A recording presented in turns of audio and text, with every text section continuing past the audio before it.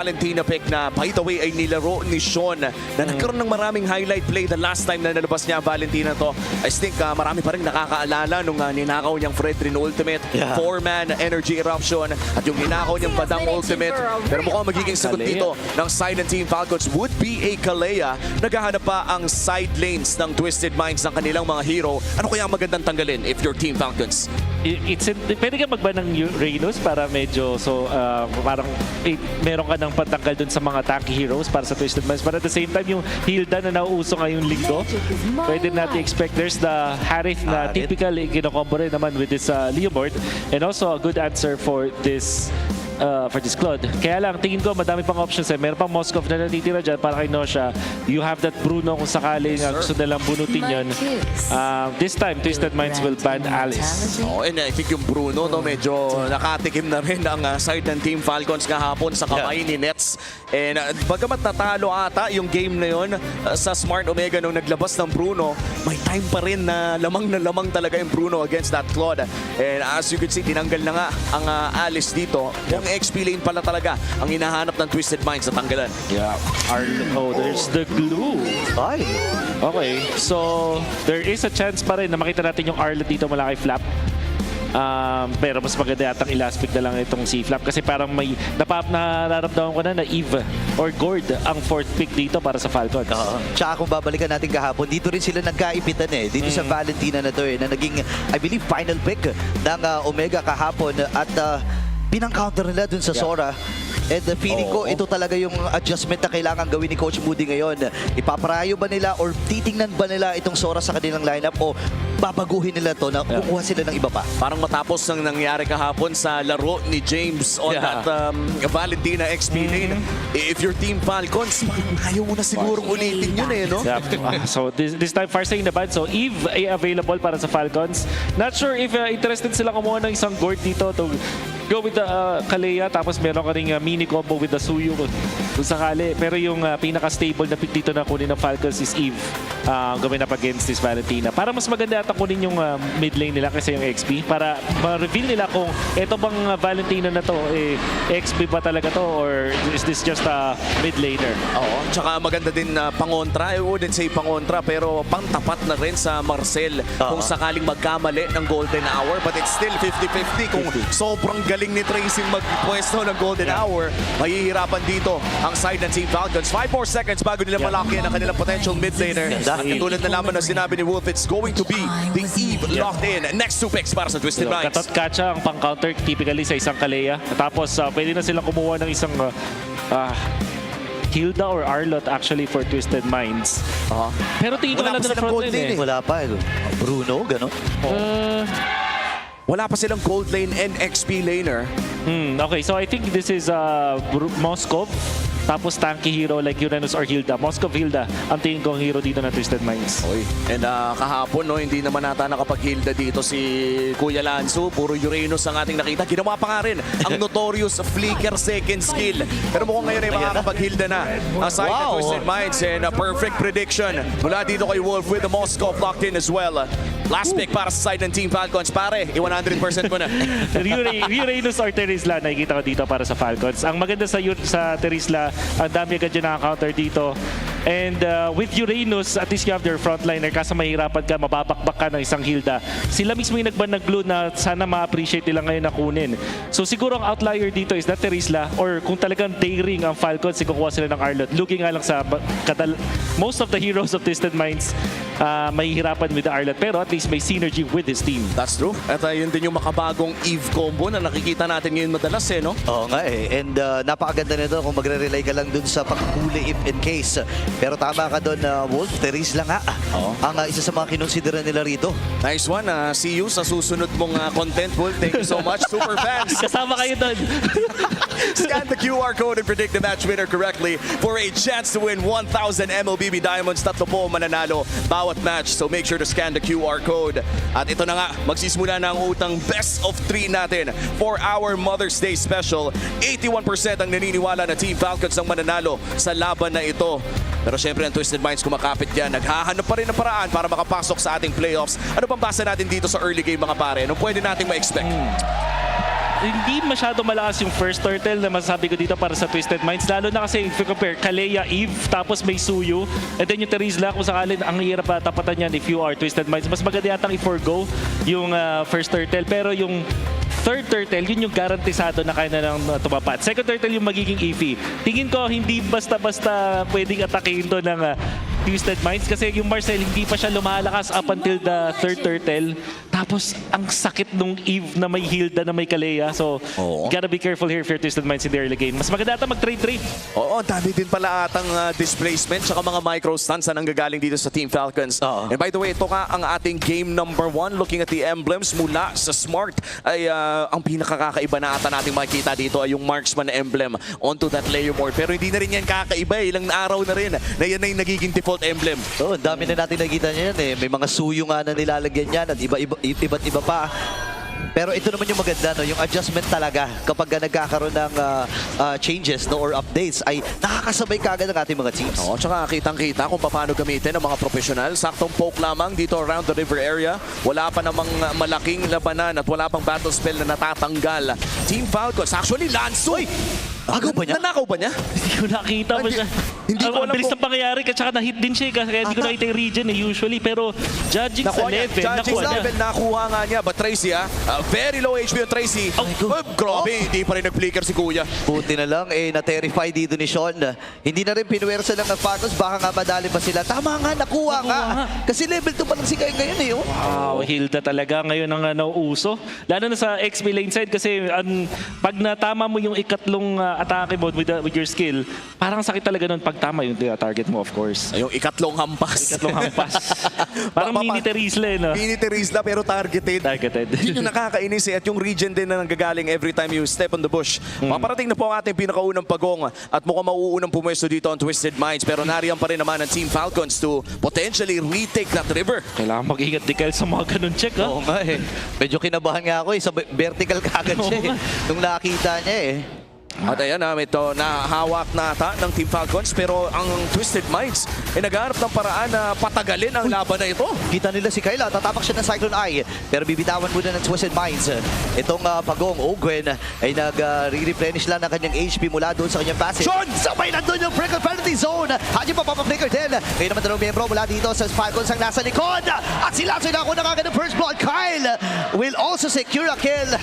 Pero lalayo na si Ogwen dahil critical ang kanyang sitwasyon. Uy, 1-for-1 na naging trade at maraming flickers din ang na-burn. Pero mukhang Team Falcons pa rin na makakahawak ng pagong na ito at makakapag-leash pa nga at heal si Ogwen doon around that purple buff. Pero nandyan na rin si MP The King. Lamang sa HP ang jungler ng Twisted Minds. Hindi lang yun eh, pati level, lamang din siya ng isa dito. So kung retrihan ang pag-uusapan, Yamado ata siya. Tatambling pa rin Aray si ko po. Kyle!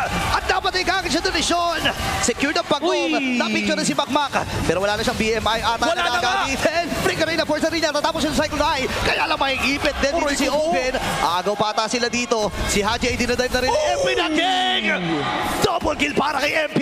2-0 para kay MP The King entering minute number 3. Gaano kaganda yung nangyari para sa Twisted Sobrang Minds? ganda. 2,000 gold, 8 4 kills. Ang maganda nakita natin mula sa Twisted Minds, nag-focus sila sa pagkuha ng hero dun sa unang bakbakan. Tapos yun nga, dahil dun sa Poisonic, nag-check siya para naging awkward para sa Falcons dito. Si MP The King nakakuha din ng advantage. Napaka-underrated nung ginawang pagnakaw ni Lanzo dun sa Lizard kasi that meant na si Kyle na lugi sa level. Si MP The King nag-level 5. So yung sinasabi natin lugi sa first turtle, dahil dalawang staggered na team fights yun, nag-regenerate yung ultimate or nag-cooldown yung ultimate ni MP The King, lumamang pa sila lalo and Lanzo, isipin mo yung ginawang problema. Si Haji, pinuwersa niya, naging problema ni Kyle etong si Lanzo eventually, tapos nag-level 4 din si Tracy, kaya nung si Super Marco nag-blazing duet, medyo nag-selfie siya doon. Oo nga eh. At wala rin masyado. Actually, wala talagang natamaan. Wala Especially talaga. after the golden hour. At makikita din natin na talagang hindi pinapahinga ni Lanzu dito si Kyle. At tuwing nakakaabante itong XP laner na to ng Twisted Minds ay tila ba'y tumitira na sa gubat ng side ng Team Falcons. As we enter the 4-minute mark, wala pa rin masyadong nangyayari around that gold lane. Saktong pagdinay lamang mula dito kay Nosha. Pero babalik si Super Marco, makukuha ata niya. Nakuha nga niya. Pero andyan na rin si Kyle. Si Nosha ay nagamit yung kanyang SOD. Aray ko po! Napaka-update! Pero abot naman siya ni Kyle. Hindi na rin magmamaasim ang Falcons sa pagkakataon na iyon dahil alam niya na may mga taong pa nag-aaligid lang sa kanya at nandun na kasi Tracy at si Sean. mas maganda ng mabigyan ng at least hindi na niya makuha yung card for sure, pero at least buhay siya at makapag-farm pa siya for another cycle na dahil naka-flying clouds, makapunta naman siya dun sa may bottom lane. Simulan na nga ng Silent Twisted Minds ang pagong na ito. Team Falcons ay sumusubok na mag-retake pero makukuha nilang control around that turtle area. At ngayon naman sila ang hawak ng pagong at sasayawin na nga ito ng Team Falcons. Nariyan na rin si Kyle. Pwede na nilang bilisan to pero si Tracy available ang golden hour. Ayun na, picture na. Nako, hindi nila mahahampas yung pagong. Delaying tactics lamang mula dito sa Twisted Minds. Si Nosha bumaba sa baba. At si Sean pang nakanakaw noon. Oh my goodness. Grabe ang Twisted Minds dito. MP! Ito na naman si MP na King pumasok na. Pero dito as well. Ngayon naman River Manipulation dating din ni Sean. May bawi ng River Manipulation para kay Haji. Hala! Dito pa may sipat. Supermark pa kayo nakakuha na rin ang kill. Grabe yung mga naganap. Si Tracy na medyo nagbayad ng isang side ng Twisted Minds but a miracle steal coming in from Sean. I don't know how that happened. Pero malaking bagay yun kasi nakakuha sila ng turtle tapos napag-push pa sa baba. Di po tapos dito si Kyle. Pinipilit na at pinipuwersa na yung itaas na bahagi. Ito yung mahirap kapag meron talagang Moscow Brief. Pabayaan mo na ng pabayaan. Pupunta naman yan pag trip niya eh. Isang turtle dance lang na hindi nga ganun katagal nakapag-push agad etong si Nosha. Of course, meron kasing flying clouds na hindi rin siguro na calculate ng Falcons nung pinauwi nila si Nosha dun sa may top lane. So this is really good para sa Twisted Minds. And syempre, hindi maganda na namamatayan sila ng isang hero but for the price of a turtle and a turret, nako, mas maganda yan syempre para sa Twisted Minds. Naging napaganda pa talaga the moment na nanakaw. And that was also the retribution na ginamit ni Kyle. Sadyang hindi lamang siguro na timing ng sakto at napaganda din ang timing na nagmumula dito kay Sean. As we head on towards the gold lane, mukhang reset na naman ang call ng parehas na kupunan at lumaki lamang ng 400 ang hawak ng Twisted Minds kontra Team Falcons. Hindi na rin masyado nag-i-invade yung Hilda. Parang tinigilan na niya. Kasi may rason ba kung bakit parang tumigil na yung ginagawa niya kanina? Parang ang mga priority na kasi dito ng Twisted Minds dun sa sarili na nilang farm sa ngayon. Kasi tapos na yung problema nila eh. Actually, okay na sila. Pwede ka na makontento dito. Ang gagawin mo na lang is i-manage mo yung farm ni Nosha, which is so far nagagawa naman nila ng paraan. So, the reason why they're doing this na medyo parang kumakalma na ng konti para sa Twisted Minds kasi wala na silang kailangang gawing extra moves. Kailangan na lang nilang i-shoot yung, i-stick yung landing, kumbaga. At kailangan talaga nila ma-stick yung landing dito with the upcoming turtle. Nakuha nila ang back-to-back turtle bagamat yung pangalawa ay nakaw lamang mula kay Sean sa kanila pa rin napunta ang pagong na iyon. And Team Falcons trying to secure this last turtle. Kanina pinag-usapan natin na importante yung pinakauling pagong dito. May nabanggit pang sure ball. Ano kaya makikita natin sa laban na ito? Okay, Tracy nagpapakita na rin and Lansu. Minamatyagan nila yung buhay nung pagong na ito. Soft reset para dito sa Falcons. Tumama yung SOD. Sumama na si Nosha. Sean as well. Nakaready ko niya. Penalty zone. Dalawang anti-namaan. Sa may River Manipulation. Wala dito. May Haji nakakuha na siya ng kill. Ngayon si Black mapapa-flicker out din. Ngayon din itong si Ogen ay aatras. Hahawakan muli ng Falcons itong pagong. Habang si MP ay pupunta lang muna sa salagubang. Ganda ng zone na ginagawa dito ng Falcons at ibibigay na ng Twisted Minds ito. Sobrang ganda ng ginawa ng Falcons doon. Nung kinukulit sila ni Tracy, hindi nila talagang binigyan ng Falcons, hindi na pinaalis. Kaya naman yung third turtle na dapat medyo nakakaporma ng isang Marcel na may Thunderbelt, hindi naging possible kasi pansinin natin Falcons parang tatlo yung umahampas doon kay Tracy. Nung tinry mag-initiate ng Twisted Minds with MP the King, half HP na si Tracy at hindi na sila makaporma doon sa likuran at hindi na rin mahanap nila. So yung Eve, hindi na sila free hit. So parang yun yung magandang adjustment mula dito sa Falcons. Go for this Marcel. Wag nang hayaang makatakbo pa. Yun naman pala yung win condition when you're up against a Marcel early to mid hanggat hindi pa sobrang kunat, pwede mong bilhin yung trip. Pag dumaan sa'yo, pag kiniliti ka ng konti, ay kilitian mo pabalik. Sapakin mo yung ulo. And Team Falcons, na-realize agad nila yun. They have the first damage. They have the crowd control. In fact, si Super Marco ay nakakapag-farm pa rin as we head on to the mark na 1.5, 1.7 na ang nawala mula sa Twisted Minds. Parang ganun-ganun lang. Isang move, isang third turtle fight. Pero, ang isang ding maganda nagawa ng Falcons nun is napigilan din nila si Nosha na from hit. So, isa na rin to sa mga next na target ng Falcons. Wait lang si Tracy, umaharap na naman. Super Marco trying to push out pero makakadepensa pa rin naman ang side of Twisted Minds. MP the King finding a trade. Hindi siya pinapatulan ni Kyle. Alamata nila na nandito din si Lansu. Oo kulang yung vision nila at binibilang din nila kung sino yung mga kita sa mapa. Magandang map awareness para dito kay Kyle. And yung plano ng Falcons kanina sa baba, medyo naaantala kahit kita nila si Nosha, alam kasi nila may Purify so hindi nila basta-basta pwede bigyan Yun din pala yung problema when your primary engage is a Kalea.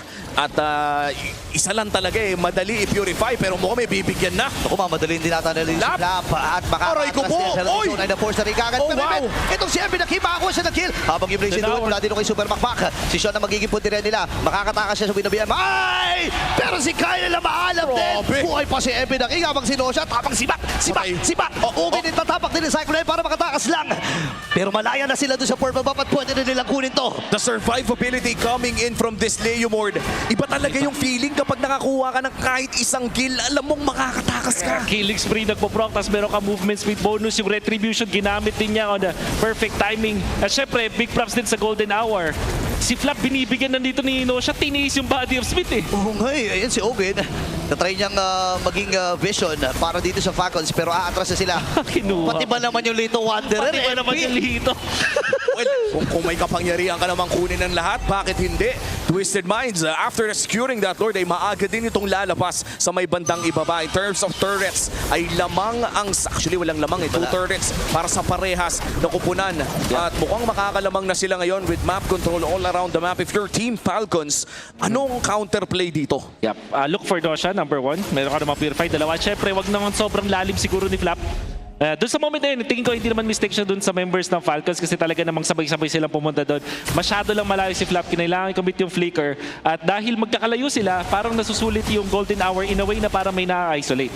And nakita natin kanina na kinailangan din mag-penalty zone ni Flap papalayo. Pag matatamaan si MP the King, hindi na rin yung naging sapat to secure a kill. Napakasakit na rin ni Nosha dito. Dashing in, going in for the minions. Si Ogwen ay dedepensa na rin at makakadepensa naman ang side ng Team Falcons. But this is a very early trio item para kay MP the King. 11 minutes, almost 12, ay nakalock in na siya sa 3 items. Yes. Nag-uubos na din sila ng mga tore dito. Speaking of 3 items, Nosha, kanina pa din nakuha yung kay Trinity. Yan na. Ayan, nanghuli na nga dito. Uy! Pero sakto din na nailigtas mula doon sa golden hour. Yung revelation para kay Haji. Ibig yung 3 miyembro. Actually, 4 na miyembro mula sa Twisted Minds. Still? At si MP nakakuha pa ng kill. Flap, napakababa na ng HP. Ay! Nakaligtas siya. Wait lang. Buti na lang hindi tumama yung sibat doon kay Flap. At nasangga ni Makmak. Pero aatras na rin ang Twisted Minds. Wag ang prinsesa ko moment para sa Team Falcons. That would have been a kill kung nakalusot yung SOD. Yes. Team Falcons ngayon, behind by 3.7 at para pang hawak na ng Twisted Minds itong mid-game natin. Oh, ganda nung idea dito na Twisted Minds na kapag tumalo dito si Kyle, automatic mag-golden hour Ay! agad sila regardless. Wait lang, Okay. hinahabol nila si Marco dito ah. Ulti. Pero umin ata si Marco. Pero Inabol yung BMI. ayaw ilaban ng Twisted Minds kasi alam niya na marami din ng Falcons doon. Kalmado muna, kalmado. Sorry, Wolf, nagulat kasi ako eh. Usually, hindi kita puputulan ng ganun. Pero, nag-ulti. Nag-Superman eh. Nag-Superman si Lanzo para habulin yung BMI. Ganun sila Worth it kabigat. ba yun at this point? I guess kasi wala pa naman Lord, so medyo pwede mo pang sabihin na worth it. Kung sakali naman kumonekta yun, nako, mabibigyan talaga itong si Super Marco. So I think worth it in a way na para siyang wala kang wini-waste talaga. It will go down anyways at pagdating naman nung Lord, hindi kayo mapapunish. At nakahanda kasi yung Twisted Minds, yun naman yun. Kung papansin mo, para sila yung nakaamba na yung mga skill, parang ibabato na lang. Once na kumonekta yun, talagang magbibitaw sila kay Super Marco. Kumbaga nasa langit na pagpasa ng bola, recta tres. Yun, pwede. Yung mga legends na nakakaalam. Legends na nakakaalam. Yung reference na yan. 5 seconds bago lumabas ang ating pangalawang Lord ng larong ito. In terms of first Lord, Twisted Minds ang nakakuha nun. And slightly medyo nahirapang mag-contest ng Team Falcons dahil na rin sa team fight na panalo ng Twisted Minds. Team Falcons ngayon ay maganda ang pwesto around this Lord area. Available ang battle spells. Bukod na lamang kay Flap. 10 segundo para sa flicker dito ng Tirisla. Potentially, pwedeng mag-start ng play ang Falcons dito. Super Marco actually, pantay siya ng farm dito halos kay Moskov. Konti-konti lang yung lamang. So, magiging critical to kasi AoE damage ang isang Claude. So, talagang mabibigyan ito at mapupura nito Twisted Minds kung sakali. So, you're right. Pwedeng pumalaga naman ang Falcons dito with the strength of their composition right now.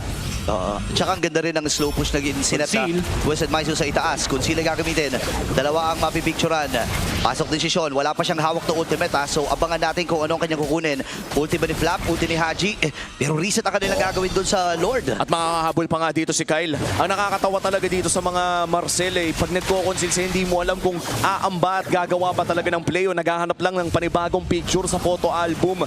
Napakataas na ng Thunderbelt stacks the moment na umabot tayo ng super late game. At mukhang papasukin na nga si Sean. Ang kanyang choice ay real world manipulation. Hahawakan na ni Nosha ang Lord na ito. Available na ang flicker ni Flap. Uy, medyo malalim dyan si Nosha. Tinitingnan siya ni Flap and the Ogwen. Available pa naman yung Purify, kaya matapang talaga itong si Nosha. Soft reset ang kanilang gagawin. Binibait lang nila kasi yung taas pre lamang ang twisted eh. Oo, at kailangan may dumepensa para sa Team Falcons. Best choice para sa Team Reset. Falcons sa dumepensa. Hindi na reset to, pre! Ayun na, i-rush na kagad nila. At si MP ang nagwagi. Kaya River Manipulation gagamitin din. May balibag na gagawin. Kaya lang sabi mo din Oy, ko Nosha! din. Si Nosha nakakaprint. Pero siya mamamatay. Flap ngayon ay makakakuha din. Sabay nakapatay si Kyle. Alam niyang ang bababa ng buhay ng mga miyembro ng Twisted. Habol ba si Kyle? Hindi na nga muna. Kuha ng Twisted ang Lord. Pero dalawa naman ang napitas sila. Sobrang tagal din na nakapag-free hit doon si Haji. Although eventually, ang mga naging damage dealers ay si Kyle at itong si Super Marco. Ang naging crucial kung bakit low agad doon si Nosha is Haji nakakapagbato pa ng mga skills. Typically, ang gustong gawin dito ng Twisted Minds is hanapin ni Lanzo itong si Haji, but this time, handa si Haji. And Falcons, although parang nalulugi na sila doon because of the DPS that we're seeing from MP, the King, they held their ground. Uy, si Marco. Alam nila na nag-BMI! At Blazing Duwid na lang kanyang gagamitin.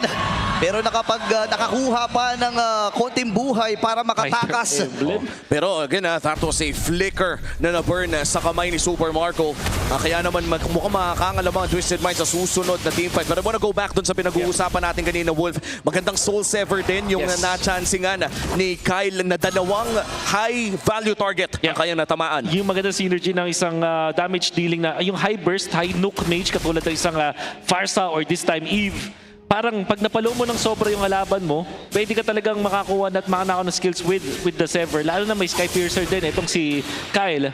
So kakayanin mag-deal ng damage. Despite Falcons na nalugi sila ng 4,000 gold noon, tapos yung Lord na napunta pa sa side ng Twisted Minds, yung quality ng heroes na meron sila dito, it means na kaya nilang pumalag kahit lugi sila. At ganoon na nga yung nangyari. All it took was for Haji to survive. Kaya naman ito, damage dealt ranking, second place, itong si Haji. Oo, sa teamfight lang na yun, mukhang may bibigyan sila. Si Lanzo ang nasa harapan. Ayan na, nakarga ka agad. Pero masusurvive niya ba? Parang hindi. Pero pinigyan siya para lang makaligtas itong si Lanzo. Ngayon, nakahabol pa rin dito ang Falcons. River Manipulation doon sa pinakadulo. Buhay pa rin si Lanzo. Makakatapak pa sa damo. Habang si Tracy buhay pa rin. Papasok na mga miyembro dito ng Falcons. Kasama pa ng Blazing Duel. Pero nagamit na yung Wind of Nature. Ligtas ang Twisted Minds. Pero naghahabol ang Falcons. Wala ng Wind of Nature at muntikan pa nga mamatay kasi hindi rin nasalo yung araw na nanggagaling dito kay Kyle at makakapush ang side ng Team Falcons and that evens out the game. 17 minutes in. In fact, lamang pa nga ang Team Falcons. Lamang sila sa ekonomiya for sure at yung momentum nandun na rin sa kanila.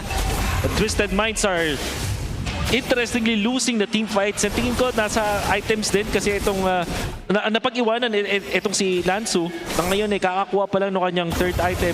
Might go for the Blade for the Dominance Eyes next. I'm not sure tingin yung better item dito. Tingin ko yung Blade Armor, kailangan din nila consider dito on the side of Falcons. But seeing as wala pala silang life bane so far, that's why siya yung magda-Dominance Eyes. Ay, kaya pala ang kapal ng heal na nakukuha ni Super Marco. Oo, lalo na with Ogwen na may Kalea. So ito yung siguro pwedeng maging problema Twisted Minds. Nag-over sila sa ibang items, nakalimutan nila yung sustain ng Falcons. At sa ngayon, sisimulan na nga ng Team Falcons ang Lord na ito. Slow pushing ang top wave ng Team Falcons. Pwede silang tumagal sa sayawan kung gugustuhin nila. Oo, si Tracy umaali-aligid na rin. Ganun din si Lanzu. Hawakan nila yung control doon sa gitna at tatambay doon sa right mid bush. Papakita si Marco, napakatapang. BMI out. Kalahati na yung buhay ng Lord pero i-reset nila. At may yung short lane din kasi makakadepensa naman ang side ng Team Falcons. Slow pushing pa yung top lane ng Team Falcons dito kaya pwede nila talagang patagalin to.